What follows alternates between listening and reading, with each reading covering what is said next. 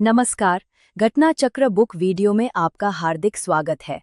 आइए प्रारंभ करें इस यात्रा को, जहां हर विषय वस्तु को हम सरल, स्पष्ट और परीक्षा उपयोगी ढंग से प्रस्तुत करेंगे। नमस्कार।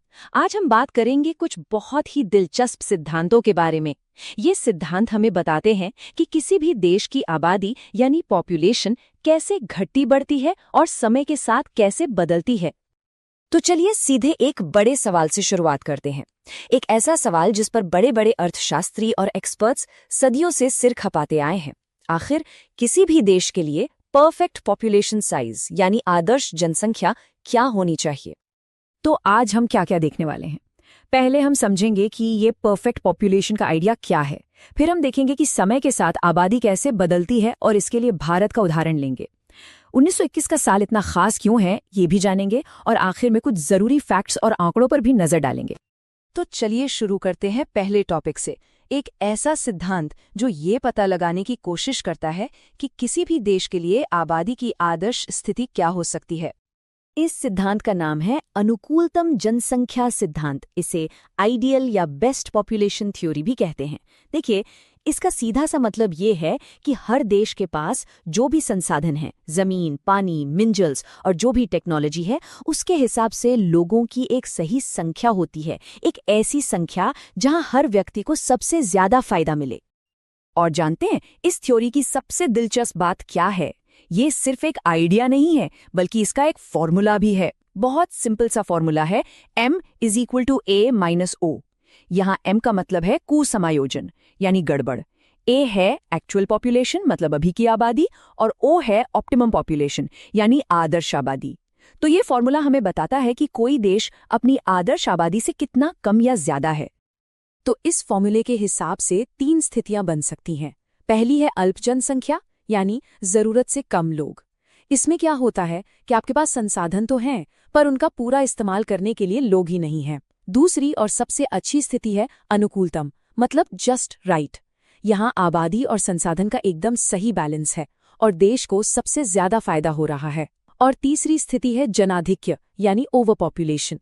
जब लोग बहुत ज्यादा हो जाते हैं तो संसाधनों पर दबाव बढ़ता है और फायदा बढ़ने के बजाय घटने लगता है।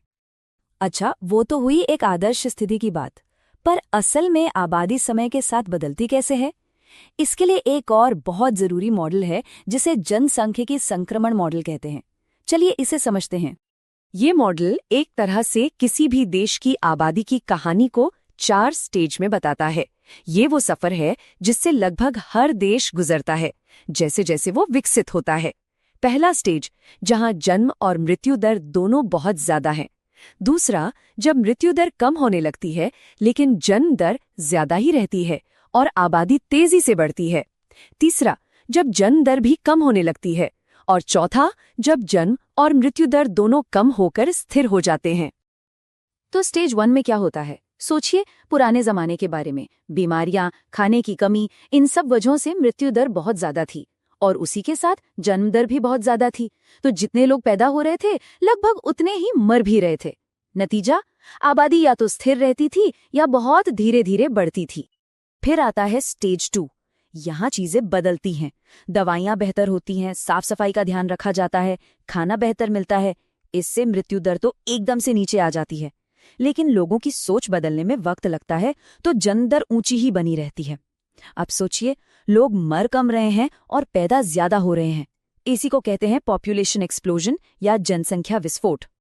इस जनसंख्या विस्फोट के बाद आता है स्टेज 3।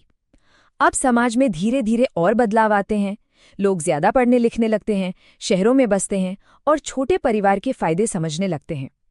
इसका असर ये होता है कि जन्म दर भी अब गिरने लगती है और वो कम हो चुकी मृत्यु दर के करीब आने लगती है।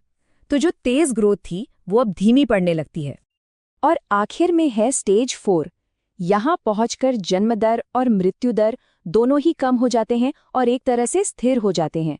आबादी अब या तो बहुत धीरे धीरे बढ़ती है या फिर स्थिर हो जाती है। आज ज्यादातर विकसित देश इसी स्टेज में हैं। तो ये तो हो गई थ्योरी की बात, पर सवाल यह है कि क्या ये मॉडल असल दुनिया में भी काम करता है? चलिए इसे समझने के लिए अपने ही देश भारत का उदाहरण लेते हैं। अगर हम भारत की पिछली सदी को देखें तो ये चारों स्टेज हमें साफ साफ दिखते हैं। 1921 तक भारत पहले स्टेज में था। जन्म दर भी ज्यादा थी और अकाल महामारी की वजह से मृत्यु दर भी। तो आबादी बहुत धीरे बढ़ रही थी। फिर 1921 से 1951 तक आया दूसरा स्टेज, जहां मृत्यु दर कम हुई और आबादी ने बढ़ना शुरू किया। 1951 से 1981 का दौर था असली जनसंख्या विस्फोट का, यानी तीसरा स्टेज। और 1981 के बाद से छोटे परिवार की सोच के साथ जन्म दर में भी कमी आने लगी और हम चौथे स्टेज की तरफ बढ़ने लगे। इस पूरी यात्रा में एक साल ऐसा है जो एक टर्निंग पॉइंट है, एक ऐसा मोड़ जिसने भारत की आबादी की कहानी को हमेशा के लिए बदल दिया। और वो साल था 1921। ये साल इतना जरूरी है कि इसे भारतीय जनसांख्यिकी में एक खास नाम दिया गया है। इसे कहते हैं द ग्रेट डिवाइड ईयर या महान विभाजक वर्ष। विभाजक क्यों? क्योंकि 1921 से पहले भारत की आबादी कभी बढ़ती थी तो कभी घट जाती थी, मतलब उसमें स्थिरता नहीं थी। लेकिन 1921 के बाद भारत की आबादी ने कभी पीछे मुड़कर नहीं देखा, वो लगातार बढ़ती ही गई।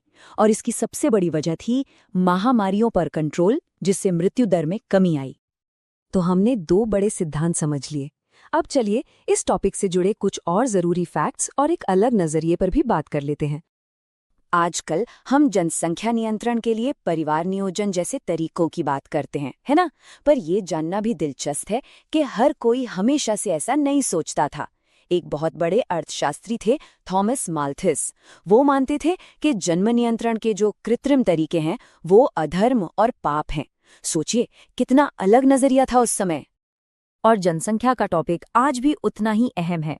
इसी के लिए हर साल 11 जुलाई को विश्व जनसंख्या दिवस मनाया जाता है। अनुमान है कि 2025 तक दुनिया की आबादी 8 करोड़ 332 मिलियन तक पहुंच जाएगी। और अगर भारत की बात करें तो एक आंकड़ा ये भी है कि सबसे ज्यादा अनुसूचित जाति की जनसंख्या उत्तर प्रदेश में है। तो इन सब सिद्धांतों ने हमें अतीत को समझने में मदद की। उन्होंने बताया कि पिछली सदी में आबादी की कहानी कैसे लिखी गई। पर सवाल यह है कि आने वाले समय में हमारी वैश्विक जनसंख्या की कहानी का अगला अध्याय कौन लिखेगा? क्या वो तकनीक होगी, क्लाइमेट चेंज होगा या कुछ और? ये एक ऐसा सवाल है जो हमें सोचने पर मजबूर करता है।